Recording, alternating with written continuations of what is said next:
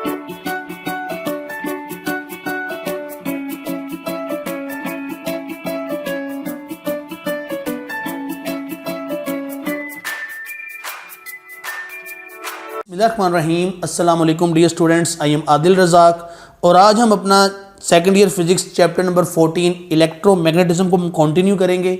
और आज जो हम टॉपिक पढ़ने जा रहे हैं वो है 14.5 force on moving charges in a magnetic field. जो बच्चे इस चैनल पे डेली आते हैं, लेक्चर को रोज़ाना सुनते हैं, वो थोड़े से हैरान और परेशान होंगे कि सर ने दरमियान में से 3 टॉपिक जो हैं वो स्किप कर दिए हैं। तो ऐसा क्यों है? तो ये इसलिए है कि जो मैंने आपको लास्ट टाइम आर्टिकल पढ़ाया था 14.2, उसका इस आर्टिकल के साथ डायरेक्ट लिंक है। इसलिए मैं चाहता हूं कि उस आर्टिकल को पढ़ाने के बाद आपको डायरेक्ट जो है वो ये आर्टिकल पढ़ाया जाए ताकि आपकी अंडरस्टैंडिंग बेहतर हो जाए। वो बच्चे जो इस लेक्चर को फर्स्ट टाइम सुन रहे हैं उनसे रिक्वेस्ट है कि वो इससे पहले 14.2 आर्टिकल का लेक्चर पूरा सुने और फिर इस लेक्चर पे आएँ। अदरवाइज आपको जो है अगर बैकग्राउंड नॉलेज नहीं होगा तो ये आपको लेक्चर जो है वो अच्छी तरह से समझ नहीं आएगा। तो देखिए जी, सबसे पहले हम बात शुरू करते हैं वहीं से बैकग्राउंड नॉलेज से, ठीक है। अब बैकग्राउंड नॉलेज क्या है? Force on a current carrying conductor in a uniform magnetic field. इस टॉपिक की आपको मैं अहमियत बता दूं। पहले अहमियत ये है कि ये इंपॉर्टेंट लॉन्ग भी है। यहाँ से 5 शॉर्ट क्वेश्चन आएंगे। न्यूमेरिकल 14.2 इससे सॉल्व होता है और ये MD कैट ई कैट दोनों में आता है, ठीक है। तो ये इस टॉपिक की अहमियत है। अच्छा जी, बात कर रहे थे हम 14.2 आर्टिकल की। हमने लास्ट लेक्चर में क्या सीखा था कि अगर एक करंट कैरिंग कंडक्टर होगा जो किसी यूनिफॉर्म मैग्नेटिक फील्ड में पड़ा हुआ है तो वो एक फोर्स एक्सपीरियंस करेगा जिसका फार्मूला आप ये देख सकते हैं। आपने इससे रेलेवेंट पहले एग्जाम्पल भी कर ली, आपने इससे रेलेवेंट पहला न्यूमेरिकल भी कर लिया। ये चीज़ आपने अच्छी तरह से समझ ली। अब ये जो टॉपिक था ये एक मैक्रोस्कोपिक अप्रोच थी। मैक्रोस्कोपिक अप्रोच बोलते हैं एक बड़े पैमाने पे कि यहाँ पे फोर्स लगती हुई आपको नज़र आ रही है कि वाकई ही कंडक्टर मूव करेगा। और कंडक्टर की जो मोशन है वो मैंने आपको एक रूल सिखाया था, राइट हैंड पाम रूल, हम उससे फोर्स की डायरेक्शन निकाल सकते हैं, ओके। लेकिन अब अगर हम इसको माइक्रोस्कोपिक अप्रोच पे देखें, ये है इंपॉर्टेंट बात कि अब हम इस कंडक्टर के अंदर क्या छुपा हुआ है उसको देखना चाहते हैं। तो देखिए गौर से कि इस कंडक्टर के अंदर से हमें पता जी करंट फ्लो होना है क्योंकि ये करंट कैरिंग कंडक्टर था। करंट दर हकीकत क्या होता है? करंट होता है फ्लो ऑफ चार्जेस। तो ये देखिए इस कंडक्टर के अंदर से इलेक्ट्रॉन फ्लो कर रहे हैं, वो आप देख सकते हैं। तो दर हकीकत वो जो फोर्स इस कंडक्टर पे लग रही थी वो इस कंडक्टर पे नहीं लग रही थी, वो दर हकीकत इन मूविंग चार्जेस पे लग रही थी। तो यही मैंने बात लिखी है कि force is actually on moving charges. तो यही हमने प्रूफ करना है। और आप जानते हैं कि करंट क्या होता है? करंट होता है del Q over del T, कि कितने टाइम में ये चार्जेस जो हैं वो मूव कर रहे हैं, इसको करंट बोलते हैं। तो दर हकीकत फिर हमने इस फार्मूले के अंदर क्या करना है? हमने इस फार्मूले के अंदर करंट की वैल्यू पुट कर देनी है और बाकी फिर जो है हमने इसको सॉल्व कर लेना है। अब ये देखिए, सबसे पहले हम इस टॉपिक का इंट्रोडक्शन जो है वो देखेंगे कि यहाँ पे हो क्या रहा है। The force which is experienced by moving charges. पहली इंपॉर्टेंट बात, ये पहला कंसेप्ट आ गया। पहला कंसेप्ट क्या है कि फोर्स किस पे लगेगी? मूविंग चार्जेस पे। तो यहाँ से मैं आपसे पहला ही सवाल पूछता हूँ कि क्या ये बताएं कि स्टैटिक चार्ज पे फोर्स लग सकती है? तो आपने कहना नहीं सर, क्योंकि फोर्स हमेशा किस पे लगेगी? मूविंग चार्जेस पे। अगली बात, व्हेन एंटर्स परपेंडिकुलरली। दूसरा कंसेप्ट ये है कि चार्ज मूविंग भी हो और आपके पास वो परपेंडिकुलरली एंटर हो, कहाँ? यूनिफॉर्म मैग्नेटिक फील्ड पे, तो फिर उसके ऊपर फोर्स लगेगी। अब मैं आपसे दूसरा सवाल पूछता हूँ। मैं कहता हूँ जी मेरे पास मूविंग चार्ज है लेकिन वो परपेंडिकुलरली नहीं, ठीक है जी, वो पैरेलल या एंटी पैरेलल है मैग्नेटिक फील्ड के, तो बताएं फोर्स लगेगी नहीं लगेगी? तो आपने कहना कि सर फोर्स नहीं लगेगी, ओके। ये सिंपल इसकी डेफिनेशन आ गई, शॉर्ट क्वेश्चन में आएगी तो आप ये लिख दोगे। उसके बाद इसका mathematical formula, FM means magnetic force, QVB sine theta. Vector form में लिखूंगा तो FM is equal to Q into V cross B। यहाँ से इंपॉर्टेंट 3 MCQs के जो एंगल होता है वो V एंड B के दरमियान है, ठीक है। V वेलोसिटी वेक्टर, जबकि B जो है वो magnetic field vector. Question domain, अब ये जो क्वेश्चन डोमेन है यहाँ से आपके 5 शॉर्ट क्वेश्चन सॉल्व होंगे, यहाँ से आपके एंट्री टेस्ट के MCQ सॉल्व होंगे और यहीं से ही आपके बोर्ड के MCQs भी सॉल्व होंगे। देखिए जी, फॉर मैक्सिमम फोर्स कब आएगी? जब एंगल होगा 90 डिग्री। क्यों? क्योंकि साइन थीटा है। साइन थीटा जो है हम जानते हैं परपेंडिकुलर के लिए इस्तेमाल होता है, और अगर साइन 90 होगा तो आंसर 1 आ जाएगा, it means maximum. For F is equal to F maximum by 2, के मैक्सिमम फोर्स का हाफ फोर्स जो है वो कब लगेगी, हमने कहा जब एंगल होगा 30 डिग्री। बहुत इंपॉर्टेंट एमसीक्यू है, एंटी टेस्ट में आता है। For F is equal to 0, force कब कब जीरो हो सकती है, फोर्स कब कब जीरो हो सकती है, तो फोर्स तब जीरो हो सकती है, पहली बात Q इज इक्वल टू 0 हो। अब Q इज इक्वल टू 0 का मतलब क्या है, हम कहते हैं कि बिलफर्ज न्यूट्रॉन हो। अब लंबी चौड़ी स्टेटमेंट आएगी कि जी आपके पास मैग्नेटिक फील्ड की वैल्यू ये है, वेलोसिटी की वैल्यू ये है, एंगल ये है, तो बताएं न्यूट्रॉन कितनी फोर्स एक्सपीरियंस करेगा, तो आपने कहना है जी 0। क्यों? क्योंकि न्यूट्रॉन के ऊपर चार्ज ही नहीं है, और हम क्या बात कर रहे हैं, फोर्स ऑन मूविंग चार्जेस। तो न्यूट्रॉन के ऊपर तो चार्ज ही नहीं है, तो फिर उसके ऊपर फोर्स हमने कहा नहीं होगी। Got the point. उसके बाद v इज इक्वल टू 0, ये मैं भी आपको बता चुका हूं कि अगर चार्ज है और उसकी वेलोसिटी 0 है तो वो भी कोई फोर्स एक्सपीरियंस नहीं करेगा। उसके बाद b इज इक्वल टू 0, ये b कौन सा है, एक्सटर्नल मैग्नेटिक फील्ड। अगर आप कोई एक्सटर्नल मैग्नेटिक फील्ड देंगे ही नहीं तो फिर भी कोई फोर्स नहीं लगेगी। अगली इंपॉर्टेंट बात कि अगर एंगल 0 डिग्री हो जाए या 180 डिग्री हो जाए तब भी आपके पास कोई फोर्स नहीं लगेगी। ओके, तो यहां से भी आपको एमसीक्यू आ सकता है कि जी चार्ज पार्टिकल फील्ड के अंदर पैरेलल मूव कर गया या एंटी पैरेलल मूव कर गया, आपने कहना है कि सर यहां पे कोई फोर्स नहीं लगेगी। अब हम आते हैं जी, क्योंकि ये लॉन्ग क्वेश्चन है, इसके बाकी पैरामीटर्स के ऊपर। सबसे पहले डायग्राम, ये डायग्राम आपकी बुक से ली गई है। हो क्या रहा है, इसी कंडक्टर को यहां से उठा के यहां पे ले आए। अब इस कंडक्टर का क्रॉस सेक्शन एरिया ए है, इसकी लेंथ एल है, ये 2 पॉइंट्स ए और बी ये आप देख सकते हैं। यहाँ पर एक्सटर्नल मैग्नेटिक फील्ड बी ये आप देख सकते हैं, ये इस तरह से है। ठीक है, यहाँ पर जो इंपॉर्टेंट बात है वो ये है कि ये एक चार्ज पार्टिकल है, यहाँ पे n number of charge particles हैं। ओके, हमने सिर्फ एक पार्टिकल की बात की, ये जो आप देख रहे हैं एरो लगा हुआ है, ये चार्ज पार्टिकल पॉइंट ए से पॉइंट बी की तरफ मूव कर रहा है, तो इसकी वेलोसिटी v है। अब यहाँ पर जो इंपॉर्टेंट तरीन आपने बात याद रखनी है, वो इंपॉर्टेंट तरीन बात आपने ये याद रखनी है कि हमारे पास यहाँ पर वेलोसिटी का यूनिट वेक्टर और लेंथ का यूनिट वेक्टर वो क्या है, इक्वल हैं। क्यों? क्योंकि लेंथ भी इसी डायरेक्शन में है, क्योंकि आप इससे पहले जो है लेंथ सेगमेंट पढ़ते थे। ठीक है, तो लेंथ भी इस डायरेक्शन में है और वेलोसिटी भी इस डायरेक्शन में है। जब दोनों की डायरेक्शन सेम हो तो उनके यूनिट वेक्टर भी सेम होते हैं। यूनिट वेक्टर कहाँ पढ़ा था, first year physics chapter number 2 के अंदर, कि एक ऐसा वेक्टर जो हमें डायरेक्शन देता है और जिसका मैग्नीट्यूड 1 हो उसको हम यूनिट वेक्टर बोलते हैं। ओके, तो जब डायरेक्शन सेम हो तो उनके यूनिट वेक्टर जो हैं वो सेम होते हैं, इक्वल होते हैं। अब आ जाए जी डेरिवेशन के ऊपर, कि हमने ये देखना है कि ये फार्मूला कैसे आया, कहाँ से बना। ठीक है, अब आपने मेरे साथ स्टेप बाय स्टेप इसको समझना है। हमने कहा जी total charge in volume of conductor. Volume क्या होता है, एरिया मल्टीप्लाई बाय लेंथ। याद रखिएगा, यहाँ लिखता हूँ कि v होता है वॉल्यूम, ये होता है एरिया मल्टीप्लाई बाय लेंथ। ठीक है, ये देखें, अब ये v जो है वेलोसिटी का है, जबकि ये v होता है वॉल्यूम का। ओके, हमने कहा जी आपके पास टोटल चार्ज इस पूरे वॉल्यूम के अंदर कितना आएगा, वो होगा NQAL। NQ total charge, AL आपके पास आ गया वॉल्यूम, तो NQAL ये टोटल चार्ज आ गया, जिसको मैंने डेल्टा Q से लिखा हुआ है। तो delta Q is equal to NQAL। बहुत मशहूर व मरूफ MCQ है बोर्ड का, कि टोटल चार्ज बताएं जी in a plane of wire. ये ऐसे MCQ है, total charge present in plane of wire, तो आपने कहना है NQAL। ओके, इसको शॉर्टकट याद रखने का हम कहते हैं जी नकल, NQAL नकल। ठीक है, ये वो काम है जो आप अक्सर करते हैं। ठीक है, तो यहाँ नकल नहीं करनी, सिंपल याद रखना है कि आपके पास जो डेल Q है ये NQAL के इक्वल है। Got the point. Time for moving charge from A to B। देखें जी चार्ज पॉइंट A से पॉइंट B की तरफ जा रहा है, बिलफर्ज यहाँ मैंने यहाँ पे लिया हुआ है, लेकिन दर हकीकत चार्ज ने A से पॉइंट B की तरफ जाना है। तो हमने कहा जी using distance equation S equal to VT, यहाँ पे जो S है वो L के बराबर है, ये आप देख सकते हो। तो डेल्टा T किसके इक्वल आ गया, S ओवर V। हम लिख सकते हैं delta T is equal to L over V। इसको मैंने इक्वेशन नंबर 2 का नाम दे दिया। यहाँ तक देखो, अब हमने कहा जी करंट होता है del Q over del T, ये हम बात शुरू में भी कर चुके हैं।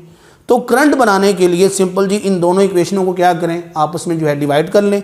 तो जब हमने डिवाइड किया इसको, ये देखें ये L से L कैंसिल हो जाता है, ये जो V है ये ऊपर आ जाएगा, तो इक्वेशन बन जाएगी I is equal to NQAV। तो हमने कहा जी ये हमारे पास इक्वेशन नंबर कौन सी आ गई, 3। ये इक्वेशन 3 तक देखें ज़रा, इसको छोड़ दें, इक्वेशन नंबर 3 तक ज़रा एक एक स्टेप को बार बार देख लें। मैं एक लम्हे के लिए ब्रेक लगाता हूँ, आप इस वीडियो को पास करें और इस तक जो है इक्वेशन 3 तक आप इस सारे को तसल्ली से देखें। जी आपने देख लिया होगा। अब हम आगे बढ़ते हैं। Force on length of conductor. अब ये देखें जी, ये प्रीवियस कंसेप्ट जो मैंने शुरू में बात की थी, क्योंकि अगर इस कंसेप्ट को आप यूज़ नहीं करेंगे तो आप इसकी डेरिवेशन तक नहीं पहुंच सकते। तो force on length of conductor F L, कि इस कंडक्टर की लेंथ एल है, इसीलिए हमने कहा जी F L is equal to I L cross B. Equation number 4 क्या करेंगे, आई की वैल्यू को यहाँ पुट कर दें, तो पुट इक्वेशन 3 इन इक्वेशन 4, तो आई की जगह जब हमने पुट किया तो N Q A V L cross B. Equation number 5 आ गया। अब इक्वेशन 5 से जो अगला काम है, यही सबसे मुश्किल काम है, यही बच्चों को समझ नहीं आता और यहीं से वो गलती करते हैं और यहीं से ही उनका नंबर कटता है। तो अब आपने इक्वेशन 5 के बाद एक लम्हे के लिए ठहर जाना है, रुक जाना है और मेरी बातों को बहुत तवज्जो और गौर से सुनना है। अब हम पढ़ने जा रहे हैं वेक्टर ट्रांसफॉर्मेशन, कि हम एक वेक्टर से दूसरे वेक्टर को जो है वो किस तरह से हम जो है उसमें जा सकते हैं, हम चेंज कर सकते हैं।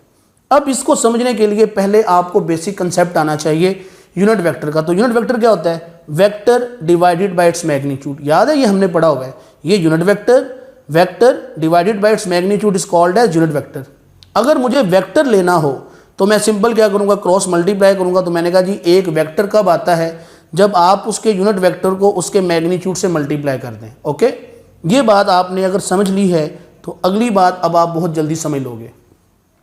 अब गौर से देखें, गौर से क्या देखें कि हमारे पास यहाँ पर जो सिनेरियो है वो है v इंटू एल वैक्टर। इसको देखें, इसी को मैंने यहाँ पे लिख दिया, v और l वेक्टर है, ठीक है। अब हमने कहा जी l वेक्टर क्या होता है, l वेक्टर होता है कि जब आप l मैग्नीट्यूड को l यूनिट वेक्टर से मल्टीप्लाई कर देंगे। तो सिमिलरली मैंने इस l वेक्टर को इसको ऐसे लिख दिया, ठीक है जी। कैसे कि l magnitude into l unit vector. Got the point, simple. अब हमने कहा जी since v unit vector, velocity unit vector और लेंथ यूनिट वेक्टर जो हैं ये आपस में क्या हैं, सेम डायरेक्शन में हैं, तो इनकी वैल्यू क्या होगी, सेम होगी। यही वजह देखें कि v unit vector is equal to l unit vector as length and velocity are in same direction. तो मैं सिंपल क्या करूंगा, मैं इस l यूनिट वेक्टर को v यूनिट वेक्टर से रिप्लेस कर दूंगा। तो यही काम मैंने यहाँ पे किया है, ये वी एल ऐसे रहने दिया, यहाँ पर वी एल, और इसकी जगह दोबारा से देख लें, एल यूनिट वेक्टर की जगह मैंने वी यूनिट वेक्टर पुट कर दिया। ओके, अब हमने कहा जी देखें यहाँ पर वी है आपके पास मैग्नीट्यूड, ये है वी यूनिट वेक्टर। तो जब मैग्नीट्यूड को यूनिट वेक्टर से मल्टीप्लाई करें तो आपके पास वेक्टर आ जाएगा। तो यहाँ पर क्या आ गया, वेलोसिटी वेक्टर। तो अब आप गौर से देखें हुआ क्या कि हमने वी एल वेक्टर को वी वेक्टर एल में ट्रांसफॉर्म कर दिया। ये है वेक्टर ट्रांसफॉर्मेशन। इस बात को ज़रा ध्यान से समझ लें, ठीक है। मैं एक दफ़ा दोबारा रिपीट कर देता हूँ, मेरी दोबारा बात सुन लें कि हमारे पास था वी एल वेक्टर, हमने इस एल वेक्टर को in terms of L magnitude L unit vector लिख दिया। एल यूनिट वेक्टर को मैंने वी यूनिट वेक्टर से रिप्लेस कर दिया। V magnitude V unit vector मिलके वेलोसिटी वेक्टर बन गया और आपके पास वी एल वेक्टर चेंज हो गया वेलोसिटी वेक्टर और एल में। Got the point. अब इस चीज़ को आप इक्वेशन 5 में पुट कर दें। इक्वेशन 5 में पुट किया तो देखें आपके पास अब जो है ये सिनेरियो बन गया, एन क्यू ए एल। अब एल जो है वो सिंपल रह गया और वेलोसिटी जो है वो वेक्टर में कन्वर्ट होगी। ओके, अब हमने कहा जी इधर देखें, F L is equal to N Q A L V cross B. हमने कहा जी this is force on N number of charges. क्यों, क्योंकि यहाँ पे एन आ रहा है ना, तो ये वो फोर्स है जो टोटल चार्जेस के ऊपर लग रही है, जो कि इस वॉल्यूम ऑफ कंडक्टर के ऊपर। लेकिन मुझे तो चाहिए फोर्स होना सिंगल चार्ज, मैं एक चार्ज पे फोर्स निकालना चाहता हूँ। ये स्टेप भी बहुत इंपॉर्टेंट है और बच्चों को समझ नहीं आता, ज़रा ध्यान से तवज्जो कीजिएगा। इधर भी हमारे पास ये इक्वेशन है, इस इक्वेशन में क्या है कि n नंबर ऑफ चार्जेस जो किसी वॉल्यूम ऑफ कंडक्टर के अंदर मौजूद हैं उनके ऊपर ये फोर्स लग रही है। अब मुझे सिर्फ एक पे फोर्स चाहिए, एक पे फोर्स चाहिए, तो मैं क्या करूँगा, मैं उसको जी NaL पे डिवाइड कर दूंगा। वो जो टोटल फोर्स है जब मैं उसको NaL पे डिवाइड करूँगा तो आपके पास एक सिंगल चार्ज की फोर्स आ जाएगी। इसको समझने के लिए आप जो है ना यूनिट मेथड को समझें। जब हम 6ठी 7वीं में होते थे तो हम सवाल करते होते थे, Ali bought 10 T shirts in ₹100। Ali ने 10 शर्टें 100 रुपये की खरीदी, तो बताएं एक शर्ट की कीमत क्या होगी। तो हम क्या करते थे, हम 100 को 10 पे डिवाइड करते थे, हम कहते थे 10/100, ऐसे ही है, सॉरी 100/10। ओके, हम इसको ऐसे सॉल्व करते थे। तो सेम हमने यहाँ पे भी वही कंसेप्ट इस्तेमाल किया है कि हमने ये जो टोटल वैल्यू है इसको हमने टोटल नंबर पे डिवाइड कर दिया। तो जब आप ये काम करेंगे तो देखें n से n कैंसिल, a से a कैंसिल, l से l कैंसिल, तो पीछे क्या बच गया, q v क्रॉस b। तो यही हमने चीज़ प्रूव करनी थी, इसको आप सिंपल लिख लें तो हमने कहा जी F is equal to Q V B sine theta, जो हम शुरू में बात की है आपके साथ। फॉर प्रोटॉन, प्रोटॉन के लिए हमें पता है जी चार्ज पॉजिटिव होता है तो plus E V B sine theta, for electron minus E V B sine theta. तो ये आपको फार्मूलाज आ सकते हैं, इनको अच्छी तरह से देख लें।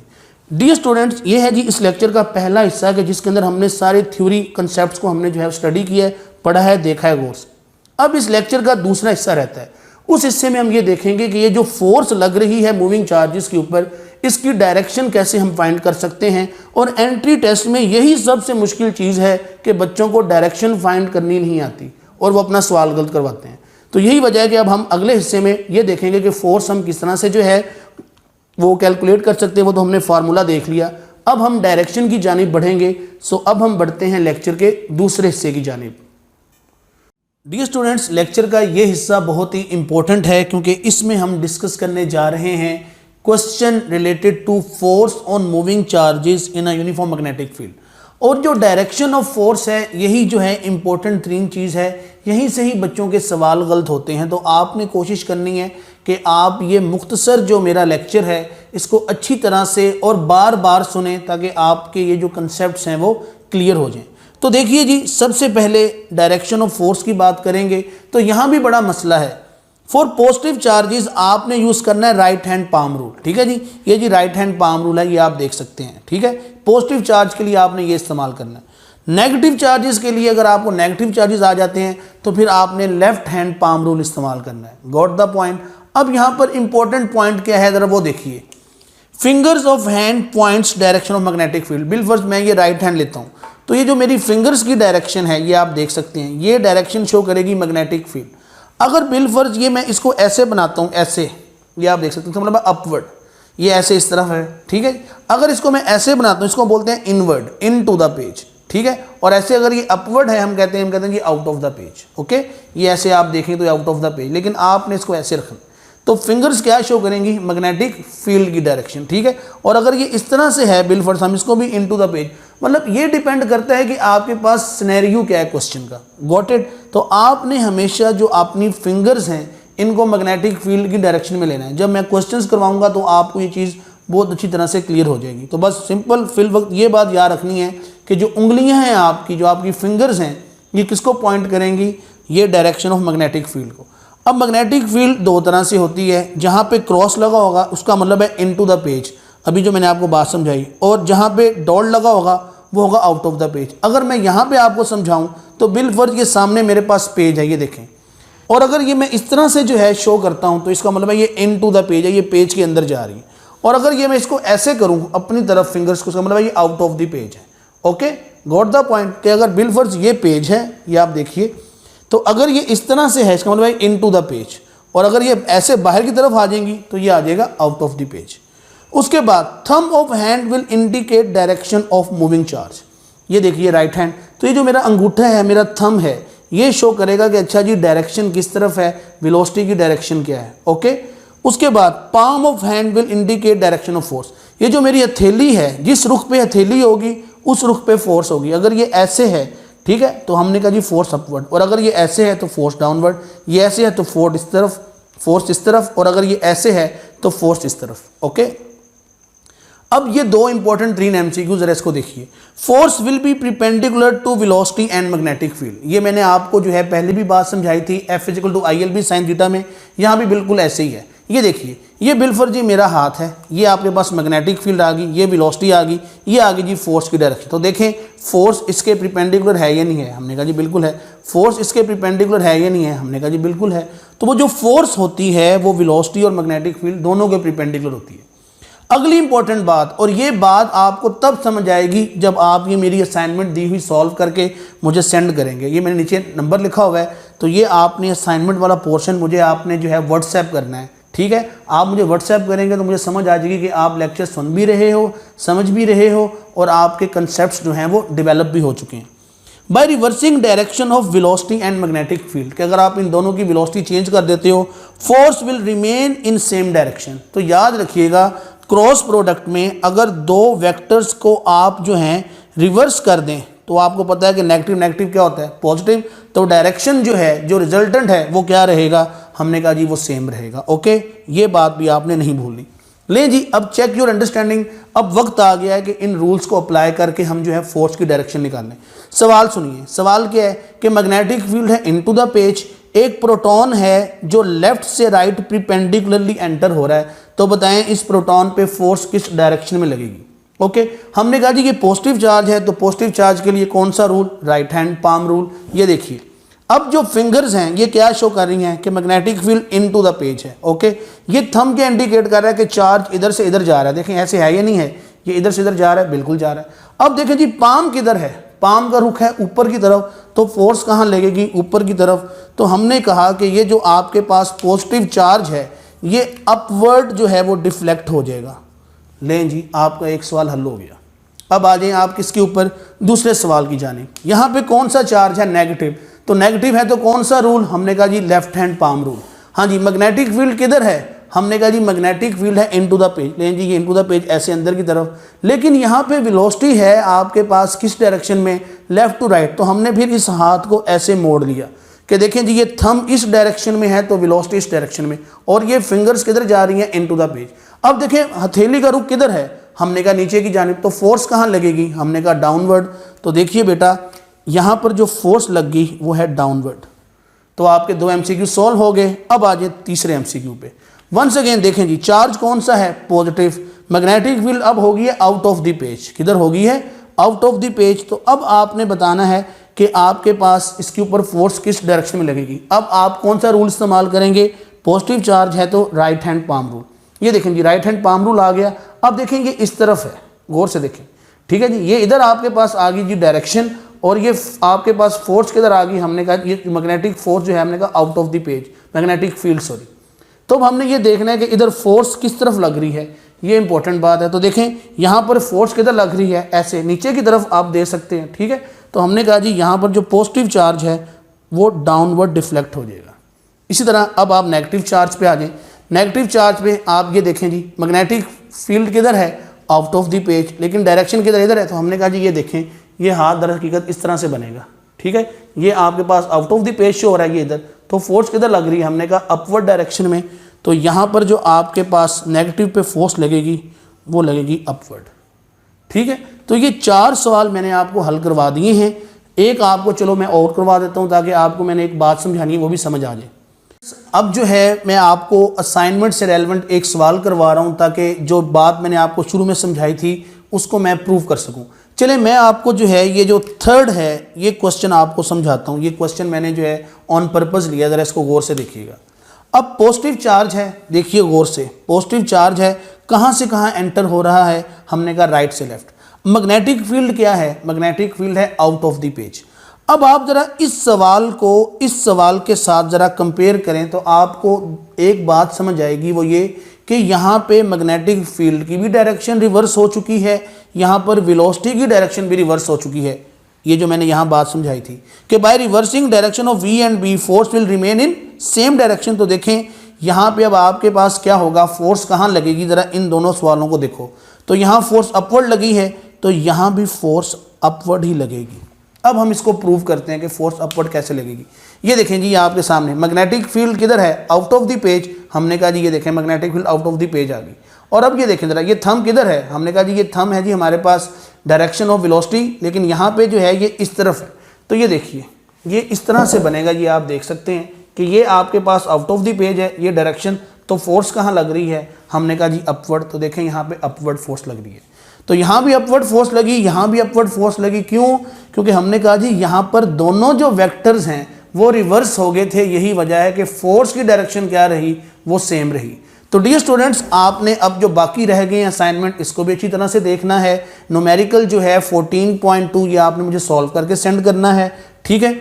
और इस लेक्चर को बार बार देखें। वंस अगेन आपसे रिक्वेस्ट है कि आप चैनल को सब्सक्राइब करें, ठीक है, बेल आइकन को प्रेस कीजिए और इन वीडियो लेक्चर्स को अपने सोशल मीडिया के ऊपर शेयर कीजिए ताकि हम ज़्यादा से ज़्यादा दूसरे दोस्तों की भी मदद कर सकें। अपना ख्याल रखिएगा, कीमती फीडबैक कमेंट सेक्शन में ज़रूर दें। अल्लाह हाफिज़, टेक केयर।